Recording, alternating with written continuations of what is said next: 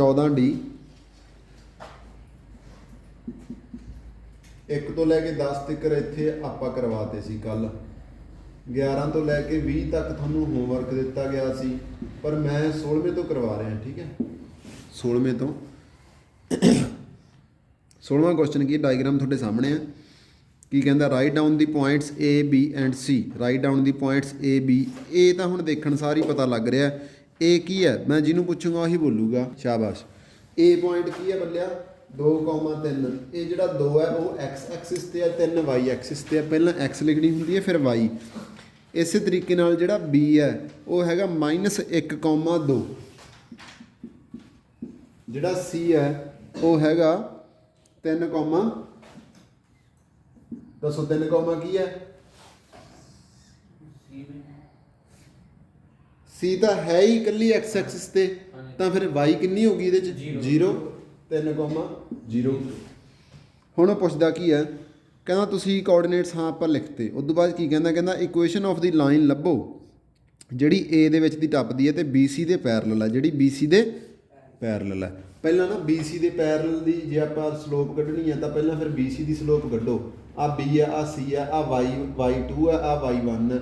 0 - 3 x2 - x1 3 -1 यानी कि +1। ये आ गया -3/4। सॉरी इत्थे 2 है, हाँ इत्थे 2 है, इत्थे -2 है, इत्थे -1/2। इत्थों तक किसी को कोई डाउट? ਆਪਾਂ BC ਦੀ ਸਲੋਪ ਕੱਢ ਲਈ। ਹੁਣ ਜਿਹੜੀ ਲਾਈਨ BC ਦੇ ਪੈਰਲਲ ਹੋਊਗੀ ਉਹਦੀ ਵੀ ਸਲੋਪ ਇੰਨੀ ਹੋਊਗੀ। ਕਿੰਨੀ? -1/2। ਉਸ ਤੋਂ ਬਾਅਦ ਜੋ ਕਹਿੰਦਾ ਇਕੁਏਸ਼ਨ ਲੱਭੋ ਲਾਈਨ ਦੀ। ਕਿਹੜੀ ਲਾਈਨ ਦੀ? ਜਿਹੜੀ A ਦੇ ਵਿੱਚ ਦੀ ਟੱਪਦੀ ਹੈ। ਦੇਖੋ A ਕੀ ਹੋ ਗਿਆ ਹੁਣ? x1 ਤੇ y1 ਹੋ ਗਿਆ। ਆਹ ਕੀ ਹੋ ਗਿਆ ਹੁਣ? m ਹੋ ਗਿਆ। ਉਹੀ ਪੁਰਾਣੀਆਂ ਚੀਜ਼ਾਂ। ਤੇ ਇਹਦੀ ਇਕੁਏਸ਼ਨ ਹੁੰਦੀ ਹੈ y - y1 = m x - x1। ਠੀਕ ਹੈ, ਪਤਾ ਲੱਗ ਗਿਆ? ਹੁਣ ਆਪਾਂ ਪੁੱਟ ਕਰਾਂਗੇ y - y1 ਕਿੰਨਾ 3m ਕਿੰਨਾ -1/2 x ਕਿੰਨਾ x ਹੀ ਹੁੰਦਾ x1 ਕਿੰਨਾ ਹੈ 2। ਸਮਝ ਆ ਗਿਆ ਇਹ? ਹੁਣ ਆਪਾਂ ਕੀ ਕਰਾਂਗੇ ਆਹ 2 ਨੂੰ ਇੱਧਰ ਲੈ ਜਾਓ, ਮਲਟੀਪਲਾਈ ਹੋ ਜਾਊਗਾ। ਇਹ ਹੋ ਜਾਊਗਾ 2y - 6 ਤੇ ਆਹ -1 ਇਹਦੇ ਨਾਲ ਗੁਣਾ ਕਰੋ -x + 2 ਹੋ ਗਿਆ। x ਤੇ y ਨੂੰ ਇੱਕ ਪਾਸੇ ਰੱਖੋ। ਇਹ ਹੋ ਗਿਆ 2y + x ਬਰਾਬਰ ਹੈ 2 ਤੇ 6 ਕਿੰਨੇ ਹੋ ਗਏ 8। ਪਤਾ ਲੱਗ ਗਿਆ? ਕੋਈ ਡਾਊਟ ਇੱਥੇ ਤੱਕ? ਜੇ ਪੁੱਛਣਾ ਪੁੱਛੋ। ਸਮਝ ਆ ਗਿਆ ਆਪਣੇ ਸਾਰਿਆਂ ਦੇ? ਉਸ ਤੋਂ ਬਾਅਦ ਆਪਾਂ ਆਉਣੇ 17th ਕੁਐਸਚਨ ਤੇ। ਦੇਖੋ ਇੱਕ ਪੁਆਇੰਟ ਹੈਗਾ B, ਇਹ ਹੈਗਾ -5 6। ਇੱਕ ਹੈਗਾ D, ਇਹ ਹੈਗਾ 1,4। 1,4 ਇਹ ਰੋਮਬਸ ਦੇ ਵਰਟੀਸਸ ਹੈ। ਕੀ ਹੈ ਇਹ? ਰੋਮਬਸ ਦੇ ਵਰਟੀਸਸ। ਕਹਿੰਦਾ ਇਕੁਏਸ਼ਨ ਲੱਭੋ diagonal BD the end of diagonal AC the. BD ਅਤੇ AC ਦੇ ਡਾਇਗਨਲ ਦੀ ਕੀ ਲੱਭਣੀ ਆ ਆਪਾਂ? ਇਕੁਏਸ਼ਨ ਲੱਭਣੀ ਆ।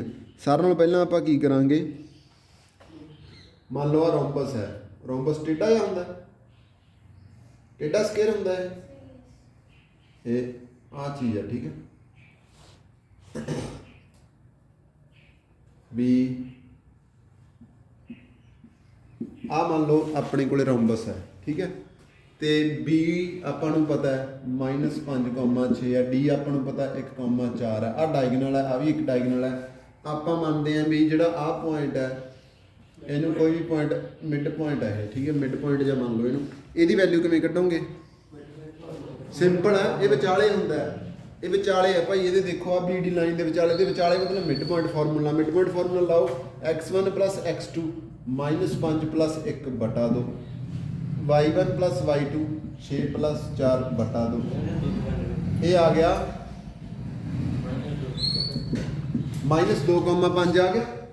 ਮਿਡ ਪੁਆਇੰਟ ਨਾਲ ਆਪਾਂ ਕੀ ਕੀਤਾ, M ਦੀਆਂ ਉਹ ਲੱਭ ਲਈਆਂ, ਪੁਆਇੰਟਸ ਜੇ ਲੱਭ ਲਏ। ਇਹ M ਪੁਆਇੰਟ ਹੈ। ਕੀ ਕਿਹੜਾ ਪੁਆਇੰਟ ਹੈ ਇਹ? M। ਇਹਦੇ ਇੱਥੋਂ ਤੱਕ ਕੋਈ ਡਾਊਟ ਹੈ ਆਪਾਂ ਨੂੰ? ਦੱਸੋ, ਕਲੈਰਿਟੀ ਹੈ ਫੁੱਲ। ਹੁਣ ਆਪਾਂ ਕੀ ਕਰਾਂਗੇ, ਆਪਾਂ ਕੀ ਬਣਾਉਣਾ ਪਹਿਲਾਂ ਦੱਸੋ। ਆਪਾਂ ਕਰਨਾ ਕੀ ਹੈ, ਲੱਭਣਾ ਕੀ ਹੈ ਆਪਾਂ BD ਦੀ ਇਕੁਏਸ਼ਨ ਲੱਭਣੀ ਹੈ। ਕੀ ਲੱਭਣੀ ਹੈ ਆਪਾਂ? BD ਦੀ ਇਕੁਏਸ਼ਨ। ਪਰ ਇਕੁਏਸ਼ਨ ਵਾਸਤੇ ਨਾ ਸਲੋਪ ਹੋਣੀ ਜ਼ਰੂਰੀ ਹੈ। ਕੀ ਲੱਭਣਾ ਪਊਗਾ? ਸਲੋਪ। BD ਦੀ ਸਲੋਪ ਦਾ ਦੱਸੋ ਕੀ ਕਰਾਂਗੇ ਆਪਾਂ? ਪਿੱਛੇ ਬੈਠੋ ਅੱਗੇ। ਸਲੋਪ ਆਫ BD ਦੱਸੋ ਭਾਈ ਕਿਵੇਂ ਲੱਭੋਗੇ? ਆ ਹੈਗਾ y2, ਆ ਹੈਗਾ y1। y2 ਮਾਈਨਸ y1 4 ਚੋਂ 6 ਕੱਢੇ ਬਟਾ x2 minus x1 1 minus minus 5 plus 5 minus 2 ਬਟਾ 6 slope ਕਿੰਨੀ ਆ ਗਈ 1 ਬਟਾ 3 ਮਾਈਨਸ ਦਾ ਇਹ ਕੀ ਆ ਗਈ ਸਲੋਪ ਆ ਗਈ। ਇੱਥੋਂ ਤੱਕ ਸਮਝ ਆ ਗਿਆ? ਕੋਈ ਡਾਊਟ ਇੱਥੋਂ ਤੱਕ ਸਾਰਿਆਂ ਨੂੰ ਸਮਝ ਆ ਗਿਆ? ਉਸ ਤੋਂ ਬਾਅਦ ਪੁੱਛਦਾ ਕੀ ਹੈ equation of the diagonal BD and AC। ਹੁਣ ਇਹਦੀ ਇਕੁਏਸ਼ਨ ਦੱਸੋ ਕਿਵੇਂ ਬਣਾਉਂਗੇ? ਪਹਿਲਾਂ BD ਲਾਈਨ ਦੀ ਇਕੁਏਸ਼ਨ ਬਣਾ ਲਓ। BD ਲਾਈਨ ਦੀ ਕੀ ਬਣਾ ਲਓ? ਇਕੁਏਸ਼ਨ ਬਣਾ ਲਓ। ਇਕੁਏਸ਼ਨ ਦਾ ਕੀ ਫਾਰਮੂਲਾ ਹੁੰਦਾ? y ਮਾਈਨਸ y1 ਬਰਾਬਰ ਹੈ m x ਮਾਈਨਸ x1। ਠੀਕ ਹੈ, ਹੁਣ ਤੁਸੀਂ ਕੀ ਕਰੋਗੇ? x1 ਤੇ y1 ਕਿਹੜਾ ਮੰਨੋਗੇ ਭਲਾ? B ਕਿ D? BD ਦੀ ਇਕੁਏਸ਼ਨ ਬਣਾਉਣੀ ਹੈ। x1 y1 ਕਿਹੜਾ? B ਹੈ ਕਿ D ਹੈ? ਪਹਿਲਾਂ B ਆਉਣਾ ਤਾਂ B ਇਹ ਗੱਲ ਹੀ ਮੁੱਕ ਗਈ ਯਾਰ, ਇੰਨਾ ਗੱਲ ਸੋਚੀ ਜਾਂਦੇ ਹੋ। ਦੇਖੋ ਇੱਥੇ y ਮਾਈਨਸ 6 ਬਰਾਬਰ ਹੈ ਸਲੋਪ x ਮਾਈਨਸ 5 ਠੀਕ ਹੈ। ਇਹ ਆ ਗਿਆ 3y ਮਾਈਨਸ 18 ਬਰਾਬਰ ਹੈ x plus 5। 3y minus x ਬਰਾਬਰ ਹੈ 18 ਦੇ 5 ਕਿੰਨੇ ਹੁੰਦੇ ਆ? 23। ਆ BD ਦੀ ਕੀ ਬਣ ਗਈ? ਇਕੁਏਸ਼ਨ ਬਣ ਗਈ। ਜੇ ਪੁੱਛਣਾ ਤਾਂ ਪੁੱਛੋ ਇੱਥੋਂ ਤੱਕ, ਇੱਥੋਂ ਤੱਕ ਜੇ ਕਿਸੇ ਨੇ ਸਵਾਲ ਪੁੱਛਣਾ ਤਾਂ ਪੁੱਛੋ।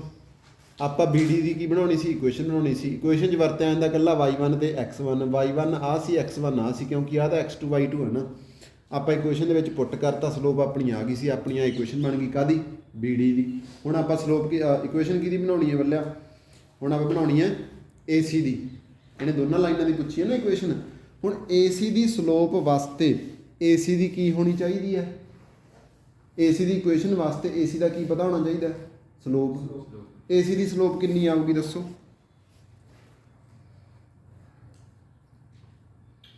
AC ਦੀ ਸਲੋਪ ਕਿਵੇਂ ਕੱਢੋਗੇ? ਕੋਈ ਸਮਾਰਟ ਬੱਚਾ ਇਹਦਾ ਆਨਸਰ ਕਰ ਸਕਦਾ ਹੈ? ਪਰਪੈਂਡੀਕੂਲਰ।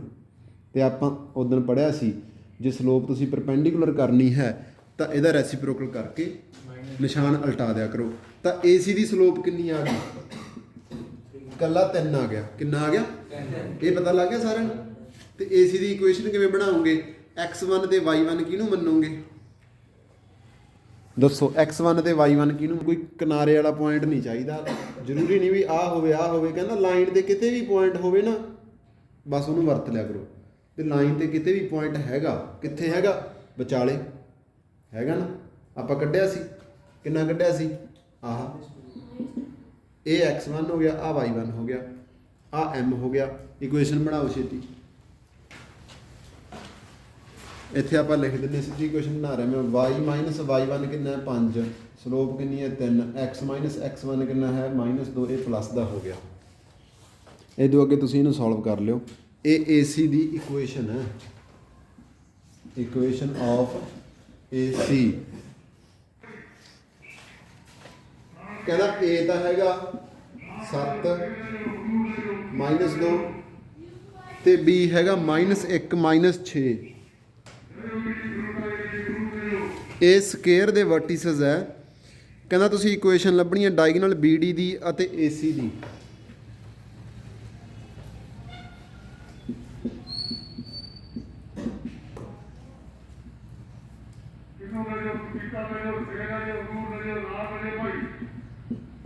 ਪੁਰਾਣਾ ਸਵਾਲ ਹੀ ਹੈ ਕਿ ਕੁਛ ਹੈਗਾ ਨਵਾਂ?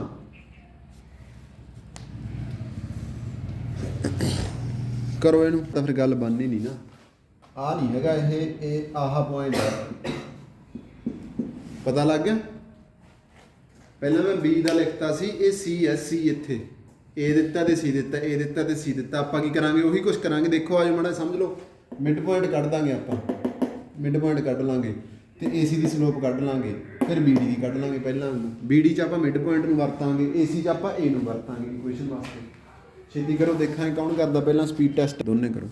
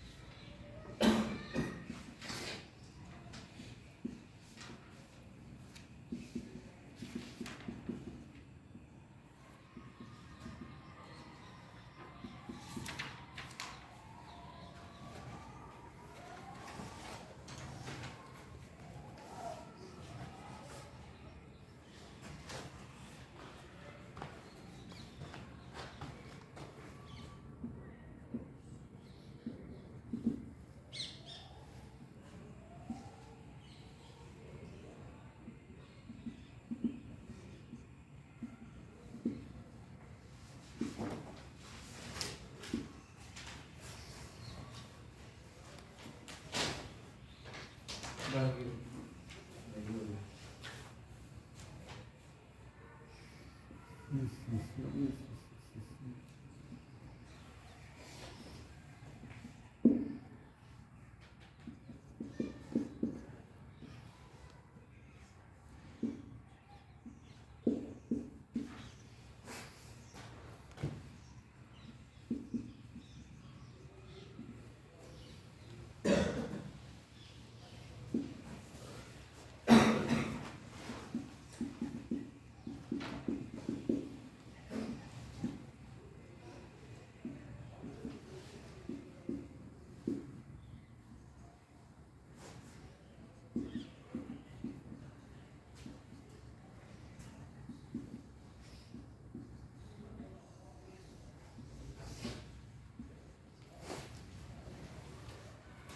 ਬੰਦਾ ਹੈ ਤੁਹਾਡਾ ਬਣ ਗਿਆ ਆਪਣਾ। ਚਲੋ ਆਜੋ ਮੈਂ ਸਮਝਾ ਵੀ ਦਿੰਦਾ ਮਾੜਾ ਮਾੜਾ।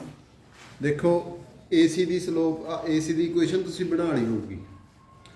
ਉਸ ਤੋਂ ਬਾਅਦ ਚ ਮੈਨੂੰ ਚਾਹੀਦਾ ਸੀਗਾ ਆਹ ਪੁਆਇੰਟ, ਮਿਡ ਪੁਆਇੰਟ ਕਹਿੰਦੇ ਜਿਹਨੂੰ ਆਪਾਂ x1 + x2/2 y1 + y2/2। ਇਹ ਪੁਆਇੰਟ ਆ ਗਿਆ 3,-4। ਠੀਕ ਹੈ। ਪਰ ਜਿਹੜੀ ਆਪਣੀ BD ਦੀ ਸਲੋਪ ਹੈ ਉਹ ਪਰਪੈਂਡੀਕੂਲਰ ਹੈ ਲਾਈਨ ਇਹਦੇ AC ਦੇ, ਤਾਂ ਕਰਕੇ ਇਹ ਸਲੋਪ ਦਾ ਆਪਾਂ ਰੈਸੀਪ੍ਰੋਕਲ ਕਰਤਾ, ਨਾਲੇ ਨਿਸ਼ਾਨ ਪਲਟਤਾ। ਇੱਥੇ ਆ ਗਈ -2। ਇਕੁਏਸ਼ਨ ਦੇ ਵਿੱਚ ਆਪਾਂ ਪੁੱਟ ਕਰਾਂਗੇ x1 ਇਹਨੂੰ, y1 ਇਹਨੂੰ, m ਇਹਨੂੰ। ਆਪਣੇ ਕੋਲ ਇਕੁਏਸ਼ਨ ਬਣ ਗਈ। ਠੀਕ ਹੈ। ਡਿੱਟੋ ਹੀ ਸਵਾਲ ਸੀ ਪਿਛਲੇ ਨਾਲ ਦਾ। ਅਗਲਾ ਕੁਐਸਚਨ ਕੀ ਹੈ?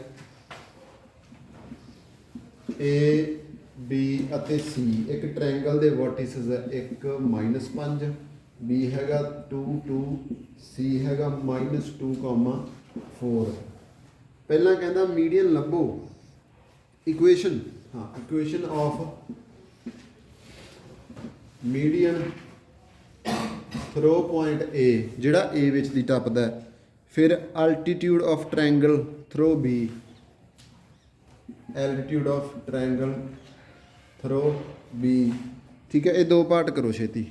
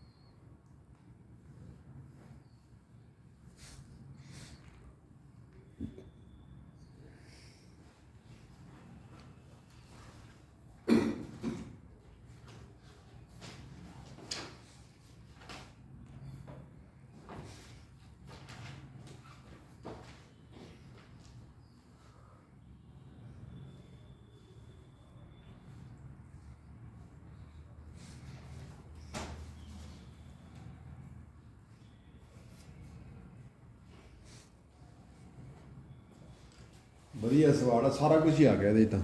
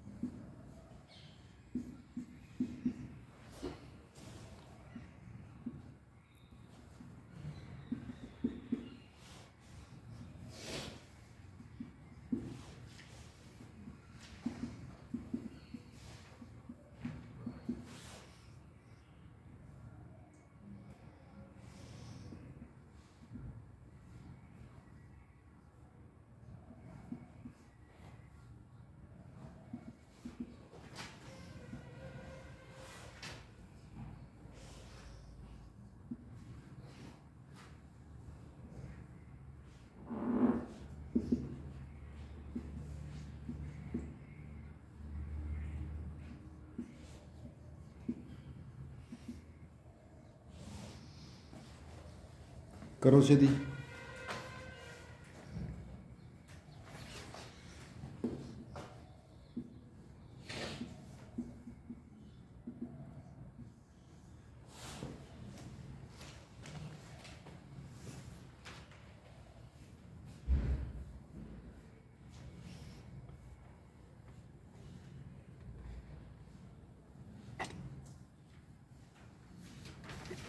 ਪਹਿਲੇ ਦੀ ਇਕੁਏਸ਼ਨ ਤੁਹਾਡੀ ਵੀ ਆਹੀ ਬਣਦੀ ਆ?